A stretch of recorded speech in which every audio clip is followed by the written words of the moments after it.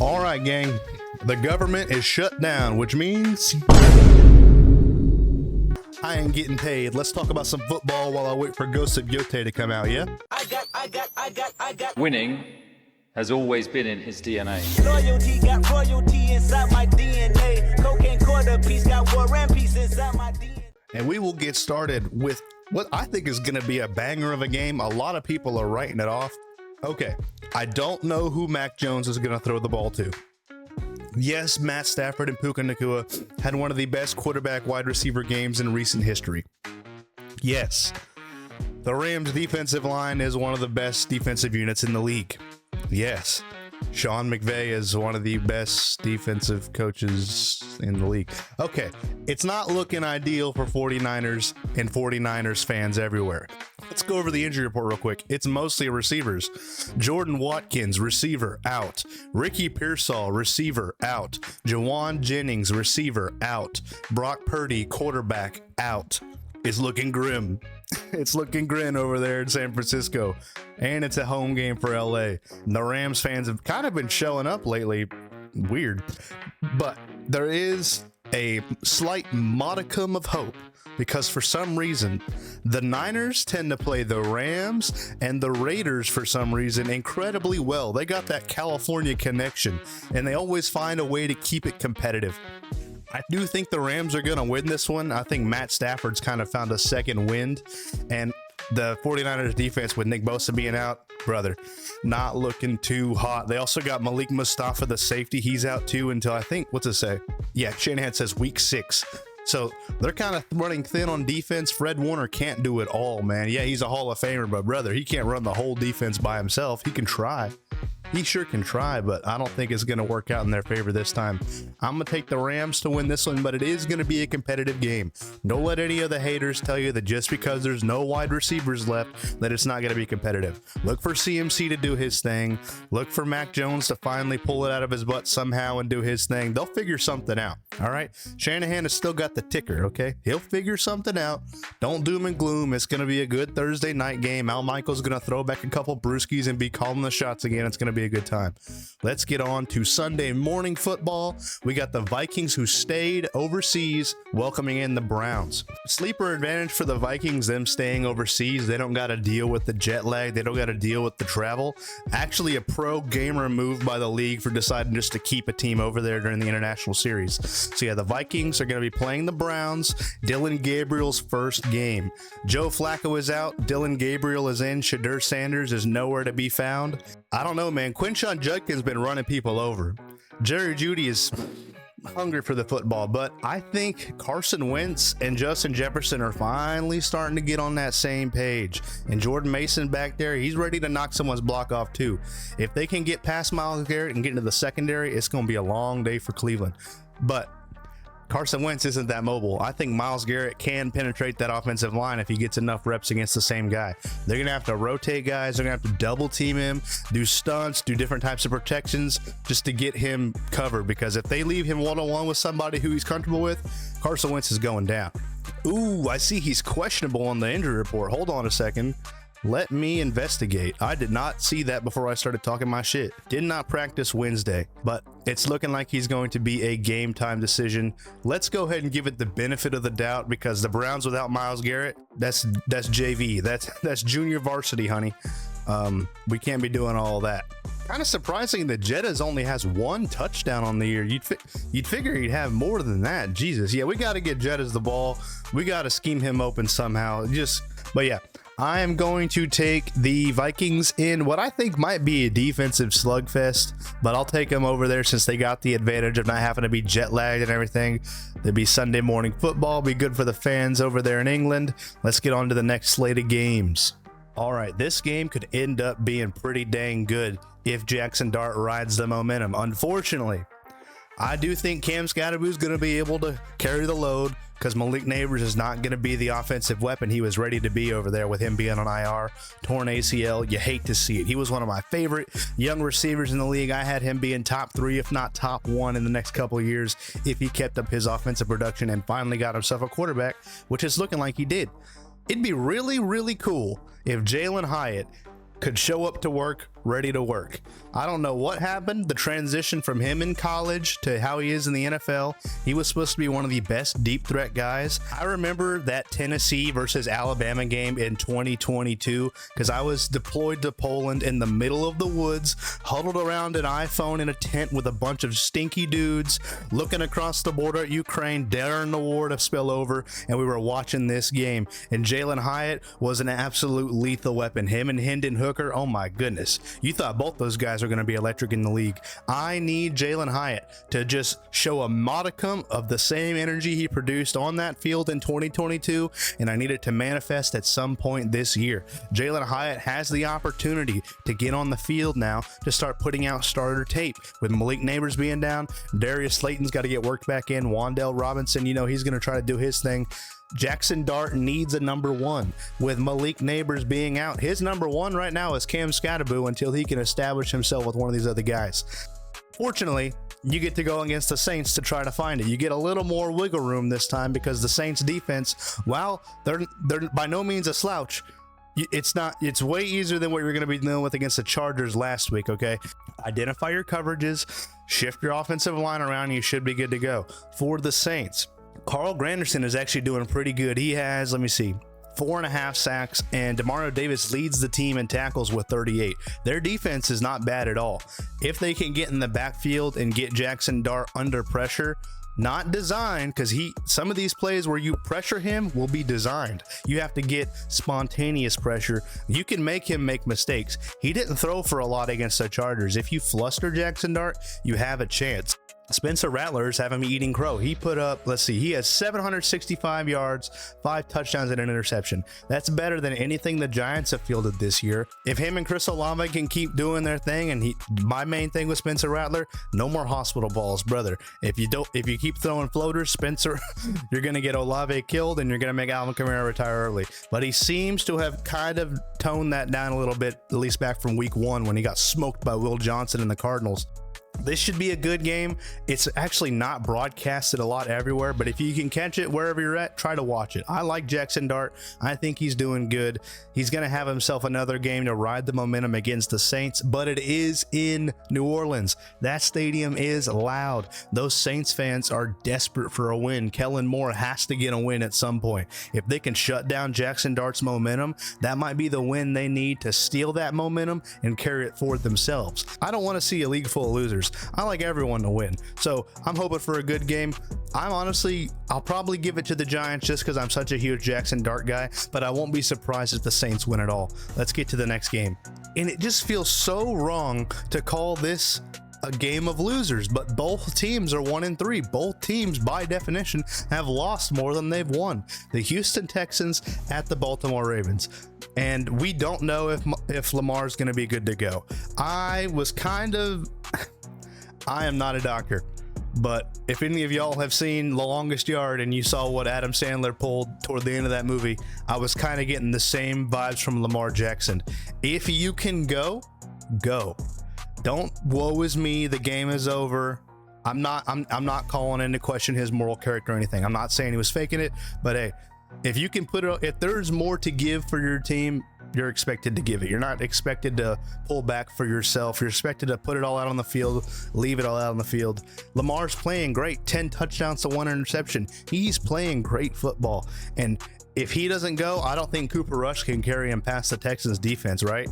They got Will Anderson, Azeez Al-Shire, Danielle Hunter, who is a beast. I don't know why people don't put Danielle Hunter in their top list of defensive ends, but he absolutely deserves to be up there. He's getting a little old, but brother can rush the passer now. Brother can crash down on the run now.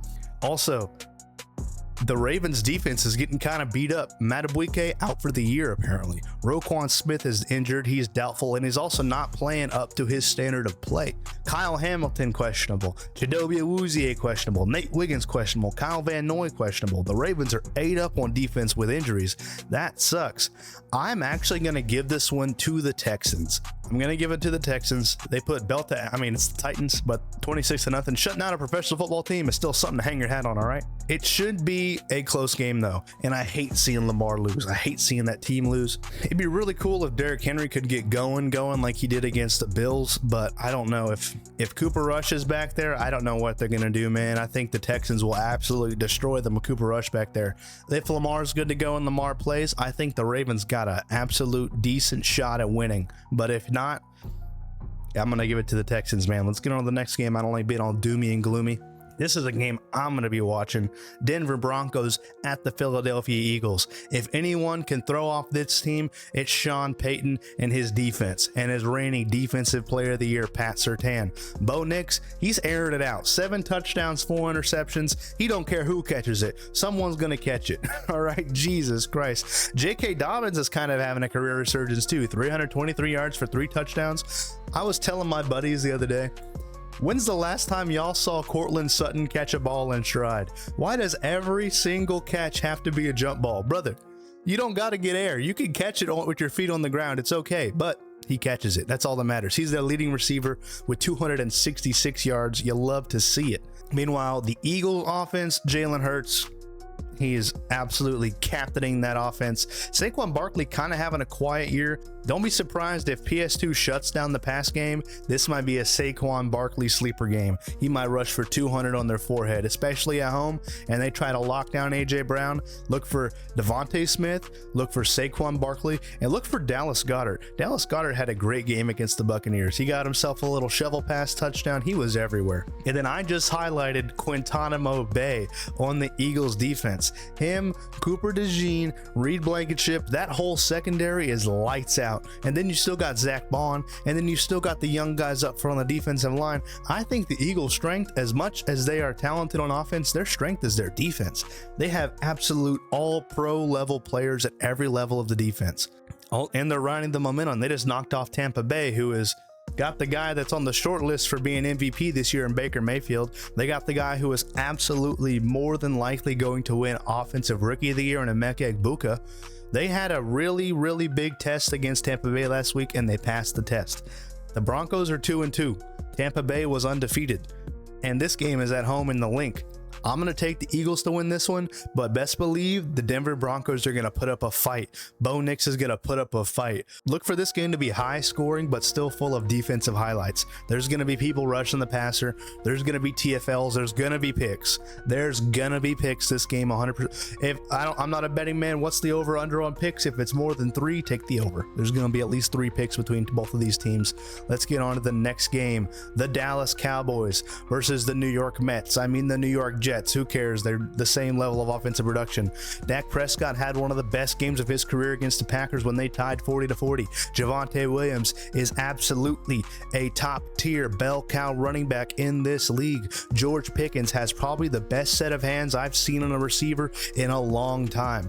And that Cowboys defense is still looking to prove that they don't need Micah Parsons to be an effective defense. Meanwhile, Justin Fields, I thought, had a pretty decent game against the Dolphins. He was running all over the place. His scramble ability, I think, is up there with guys like Lamar Jackson. If you don't respect him and Jaden Daniels and Lamar Jackson, they'll run it themselves on you. And then Breece Hall. I love Breece Hall. Breece Hall is one of the better young running backs in the league when he's healthy. And I think that this is one of those years where they're going to lean on him a lot. The team was kind of a passing team when it was the Zach Wilson, when it was the Aaron Rodgers. That's why Garrett Wilson got going so much. And he's still going this year. Him and Justin Fields seem to have a pretty good connection. I don't know, man. I think the Cowboys offense is pretty dang good. We were lucky not to lose that game against them last week. Like I said, I think without people like Romeo Doubs, that the Packers lose that game. A lot of people were taking Green Bay to get to the Super Bowl because of their defense, and Dallas put up 40 on that. Dallas tied that. The Jets defense is nowhere near as good as the Packers defense. I got the Cowboys winning this one. I don't know if it's even going to be a close game because Dak Prescott is out for blood, bro. Him and George Pickens, homies, they're dogs. They're ready to rock and roll. And I don't see anyone like Sauce Gardner. He had a good rookie year, but I don't think he's covering George Pickens. Sorry, but that's just what it is. What we got? Ooh, this one. Ooh, this. You could not pay me to bet on this game. You could not pay me to bet on Raiders versus Colts because I don't know, man. Genty got it going last week, but Geno Smith he's on that Jameis Winston. He's 6 touchdowns, 7 interceptions. He's looking like a 30 for 30. Meanwhile, Daniel Jones, he's still up, top 5 quarterback right now. He's got 1,000 yards, 4 touchdowns, 2 picks. Jonathan Taylor still looking like an offensive player of the year candidate. Tyler Warren is on the short list for offensive rookie of the year. It's like him, Egbuka, Omari, and Hampton. I love what they're doing over there in Indianapolis. They got themselves a good young team together. And that's why I think they're going to beat the Raiders, man. It's in Indianapolis. The Raiders, if they take Genty away, I don't know what they're going to do. For some reason, they've forgotten Brock Bowers exists. Don't know why. And Jacoby Myers is a wide receiver 1 that you can throw him the ball. It's okay, I promise. You can throw him the ball, and he's allowed to catch it and run for a touchdown. The machinations of Pete Carroll's mind are an enigma. Now, I will say that if they don't figure out how to answer Max Crosby when he calls, he's going to be tackling Jonathan Taylor for a loss. He's going to be sacking Daniel Jones. He'll get a couple batted balls, another one for an interception, maybe like he did last week against the Bears. If you can answer the Max Crosby question, you can beat the Raiders. I think the Colts and their offensive line will manage to do that, and the Colts will win this game. Unfortunate Game of the Week award goes to Miami at Carolina. All right. Still don't know who Bryce Young's going to throw the ball to when they take Ted McMillan away. Because that's all any team has to do. You take away Ted McMillan, now what?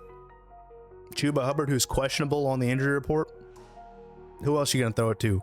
Freaking, what's old boy's name? Little white dude. Hunter Renfrow, that's his name. Jesus, took me a minute. Hunter Renfrow is not the answer at wide receiver. Xavier Legette is going backwards more than he's going forwards. Yeah, man. If y'all don't go look up the Tyreek Hill injury. Don't go look up the Tyreek Hill injury. Buddy's knee was facing the wrong way. But they still got Jalen Waddle. Darren Waller, I guess, is back from his rap career, ready to rock and roll. Tua kind of got it going last week. Devon Achane is hungry for the football. The Dolphins, I think, will win this game. I think that game that the Panthers had against the Falcons might have been a fluke. I don't know if Michael Penix had the flu or something. I'm not really buying what the Panthers are selling. And I know that Tyreek Hill being down on the Dolphins is a big, major downside, but I think they'll be able to plug that hole just fine. The main thing is the Panthers defense just, Derek Brown on the defensive line, and what else? Trayvon Merrick, is he still there? Yeah, he is. I just don't buy it, man. I'm not buying what they're selling. I'll take the Dolphins in this one, but it's going to be an ugly game, not a game that I'm going to want to watch at all if I have any say so. Let's get on to a game that's going to be really good to watch. Buccaneers at the Seahawks in Seattle. Baker Mayfield and that offense are looking to get right against his former teammate Sam Darnold in the Seattle Seahawks. Seattle Seahawks had a nail-biter against Arizona in a game that people think they should have won more handily. Ended up being a last-second field goal by Jason Myers after he missed one earlier in the game. Kenneth Walker's been going good. Jackson Smith and Jigba has one of the best hand-eye to feet coordination skill sets I've seen in a long time. Absolutely is a number 1 receiver. You thought DK Metcalf not being there was going to get him doubled more. It doesn't matter. It doesn't matter because he's still one of the best receivers in the league. Not getting a lot of touchdowns, but he's getting a lot of touches, and he's getting a lot of touches for a lot of yards. This is one of the most evenly matched games of the week, I think. This is hard to call. They really got answers for everything on both sides of the ball. They got good coverage linebackers, good defensive tackles. Vita Vea, Leonard Williams, Ernest Jones, Levante David. Like, they both got answers to the questions that the offense has to ask the defense. This is going to be a good game. Low-key game of the week if we're talking facts. Bro, I named my son after Baker Mayfield. I'm going to take the Bucks, but don't be surprised if this game goes to overtime. Man, this is just going to be a good game. I'm going to revoke my selection. I'm not picking a team this game. Go watch for yourself and find out. That's how much I want y'all to watch this game. These quarterbacks are so evenly twined with their wide receivers. The potential of this being one of the better games of the year is there. And that's all I'm going to say. Next game on the slate, Titans at Cardinals. Cardinals next. Chargers bringing in the Commanders. Jaden Daniels is looking like he's coming back. He needs to get Terry McLaurin back as well. Gotta have a good offensive weapon to throw to, otherwise Bill Krosky-Merritt is going to get shut down. Justin Herbert is still in the conversation for MVP. Quentin Johnston is having a revitalized, excellent season. He's mossing people, he's getting rack, he's getting yak, he's getting in the end zone by any means necessary, and he's getting a lot of yards when he does it. And go watch Omarion Hampton versus the Giants last week. There was a particular play in there where you're going to be so surprised at the amount of effort that young man put into his legs to keep moving forward. You love to see it. This is going to be a good game. Injuries is the question that needs to be answered for the Commanders. Noah Brown still questionable. Deebo Samuel still questionable. Terry McLaurin, don't know what's going on with him. Gotta get someone to throw the ball to, otherwise you're going to be running around a lot, Jaden, and we don't like to see that. On the offensive side of the ball for the Chargers, Joe Alt is doubtful because of that ankle injury he suffered last week against the Giants.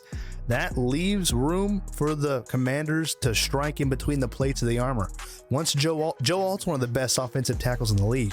That leaves a side of that offensive line vulnerable to pass rush. If you got someone that can get back there, get him back there. Get Justin Herbert moving. Y'all are used to playing against a vulnerable quarterback in Jane Daniels in practice every day. If you can get Justin Herbert moving, you can absolutely pressure him and get him to the ground. But you got to be able to exploit that weakness. And personally, I think at home, the Chargers are riding the wave right now. They kind of took that Giants loss on the chin. It is what it is. I think the Chargers win this game. They're still my favorite to make it all the way to the AFC Championship game. That's how much I like this Chargers team, in particular, this Chargers defense. Watch the game. Trust me, this is going to be a good one, but I'm going to take the Chargers winning this one in a pretty close contest. The Bengals bringing in the Lions. Jake Browning is not the answer. It is what it is. A lot of people I really like watching Rich Eisen. Rich Eisen is dying on the Jake Browning hill, unfortunately. You gotta get a different quarterback in there. You gotta bring in a Jameis. You gotta bring in a Russ. You gotta call Atlanta about Kirk Cousins. You gotta do something, because Jake Browning is not getting the weapons, the football. Did you see the offensive line is quitting on him, or they're not being coached to protect him adequately? You saw that play last week where both of the edge rushers just pinched the quarterback. They didn't even get blocked. They just mushed him right in the middle. Jake Browning had no chance. Chase Brown can't get going if there's no one to throw the ball to. They're just going to crash down on the run every time. And y'all know that the defense for the Lions is no joke. Hutch is going to eat Jake Browning alive if they don't figure something out. And as of right now, what's today? It's Wednesday. And Jameis Winston, Russell Wilson, and Kirk Cousins are not on a plane overnight to Cincinnati yet. What is the front office doing? Jameis Winston to Jamar Chase, bro? Do you know how elite that would be? Do you remember Jameis Winston throwing to Deshaun Jackson in Tampa? Do you remember that? Do you remember how lethal that was? How you could not put a top on the offense. No matter who you had at DB, Deshaun Jackson could get over the top and Jameis Winston could sail it 66 yards into his breadbasket. Jamar Chase is that same type of receiver. Jameis Winston still has that cannon of an arm.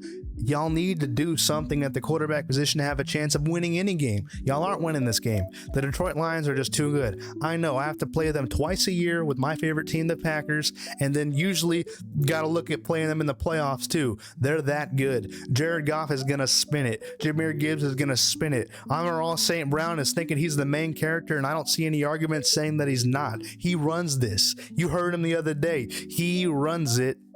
Expletive. I'm not allowed to repeat it. I don't pass the test. But you heard what he said. The hot mic picked it up. Hutch is going to have a lot of sacks. That's a given. I don't see how they're going to stop Hutch, brother. Lions win this one in a blowout. No ifs, ands, or buts about it. Sunday Night Football. We got an AFC East matchup. Patriots at the Bills. Y'all saw Drake May hit the Superman celly when they played the Panthers? You know, there was levels to that, right? Because Carolina, Super Cam, but y'all are forgetting Patriot great Cam Newton, who played in 2020 before COVID knocked him out. He was just paying homage to the former Patriot. That was not a diss toward Panthers fans. Chill. That was not a diss. He was paying homage. You see, you got to use your ticker. However, Josh Allen he looks like a white Shohei Ohtani. I was watching the Dodgers game earlier, and Shohei, I don't think has ever tried a day in his life, and he's the best player in baseball. And Josh Allen just looks like a big kid out there. He's like, yeah, I love football. That MVP, that was easy. I'm gonna do it again. He's running all over the place. He's hucking it all over the place. It's gonna be like the Patriots defense is gonna try their hardest and they still can't stop him. It's like in the movies when the superhero gets their powers and they're like breaking doors and shit. They're just ripping door handles off and they're breaking cabinets. That's what Josh Allen is on a football field. He's good on accident. And then you got James Cook and Keon Coleman. Oh man, there's so much potential for that offense to get even better. It's crazy. Meanwhile, Drake May is good. Drake May is one of the better young quarterbacks in the league, and he's playing pretty good too. He's got almost 1,000 passing yards. He actually has more passing yards than Josh Allen. Crazy. 7 touchdowns, 2 picks. But Stephon Diggs, he hasn't quite got it going yet. He kind of did last week. They had a good game against the Panthers last week, but we don't know how if the stuff that's come out against Stephon Diggs sticks. He might not be playing for a little bit. He's got the whole baby mama drama with Cardi B, and then that whole thing with that dude. Go look it up with that dude. That's all I'm gonna say. If any of that sticks, it's gonna be a bad day for Stephon Diggs, and that's Drake May's number one weapon. That's not a running back. Ramondre Stevenson, Travion Henderson. We might have kind of bit too much off the Travion Henderson apple. I'd like to see him keep it competitive, but it is in Buffalo, and those Buffalo Bills fans, they're sending that stadium out with a banger every time. Every home game is getting played like it's the last Bills home game because it is the last Bills home season at Orchard Park. All right, Highmark Stadium is out and the new one's in. So I got the Bills winning this one. Josh Allen masterclass incoming. They love playing the Patriots hard too, but the Patriots like playing the Bills hard. The Patriots have historically owned the Bills, but that was when there was a different quarterback back there. But I'm gonna give it to the Bills in this one. It's gonna be a good game though, best believe that. Let's get on to Monday Night Football. And it looks like the Jags are finally, they stumbled off the blocks, we'll say. They hit a couple hurdles on the first couple of jumps, but now they're finding their stride. The defense is ticking. Travis Etienne is on his Thanos, I'll do it myself type of energy. If Trevor Lawrence is going to keep throwing interceptions, if Trevor Lawrence leading receiver should not be Britton Strange. It should be BTJ. It should be Travis Hunter. It should be Parker Washington. It's Britton Strange, some tight end that you never heard of before unless you accidentally got him on Madden. So Travis Etienne is doing it himself. He's got 394 yards, 2 touchdowns. Trevor Lawrence be damned. But I think Trevor Lawrence is now going to be able to huck it a little bit more since Etienne is the main threat. They're going to devote themselves to taking the run away, and that'll open up the passing game. Chris Jones devoted to the run opens up your passing game every time, especially against the Chiefs. When it comes to the Chiefs, they have to get a running game going. Pat Mahomes is still their leading rusher, and he only has 130 yards. Unacceptable. Isaiah Pacheco exists. Kareem Hunt exists. Figure something out. Hand the ball to Hollywood Brown. I don't care who runs the ball, but the ball must be ran, and it can't be ran by your $100 million a year quarterback. It just can't be done. Don't do it. Pat Mahomes has 7 touchdowns and only 1 interception, but he's still got no one to throw to. Hollywood Brown is iffy. Rashee Rice isn't back until week 6. Xavier Worthy, he's playing, but I don't know, man. I think he's still got a little hitch in his step. Out. It'd be nice if Travis Kelce got going again. He peaked in like week 1 or 2.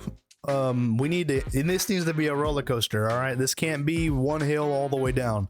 He might be in a valley. We need to get him back up to a peak because he, in my opinion, is one of the best tight ends of all time. He deserves to go out on top, and on top is not 2-2 losing to the Jags on Monday night. But I actually do have the Jags winning this one. The defense for the Jacksonville Jaguars last week impressed me thoroughly. Devin Bush, 2 interceptions. He was hawking the ball down. Foye Oluokun is one of the better tacklers in the league. Kind of mirrors Nick Bolton, who's on the Chiefs, actually. I think whoever can get to the quarterback first will win the game. Or, correction, whoever can pressure the quarterback most will win the game. I'm going to take the Jags to win this one in a really close game, in a competitive game, but it's going to be a defensive game for sure. Whoever's defensive unit shows up and shows out will win this one. That's going to be it for your week 5 game picks. I'll get this edited on Thursday. I'm going to be staying up all night playing Ghost of Yote. If y'all have not played Ghost of Tsushima, one of the best games ever made by one of the better developers. I've always been playing Sucker Punch games since Sly Cooper on the PS2. That's how in deep I am. And Ghost is a great series. Go watch Barry's Ballers for week 4. Go watch the intro video if you don't know what it is. It's basically each week I'm picking 5 offense, 5 defense, 5 special teams players. I'm trying to emulate the late great John Madden. At the end of the year, we're going to be picking an all-ball team. I'm going to be buying baller bracelets for the players, shipping them to all the players. Going to be purchasing the baller bracelets through a veteran-owned company. All the proceeds go toward helping veterans get therapy and getting memorial plaques made for veterans' families. Anyways, it's been real. It's been fun. It has been real fun. You are loved. I promise. If you're not feeling loved, hit me up. I try to answer everyone's DMs and I try to respond to most comments. Alrighty. I love y'all. Take it easy. Take care. Keep grinding, yeah? Also, open the government. Jeez, I need to get paid, dude. I got. Winning has always been in his DNA. Loyalty got royalty inside my DNA.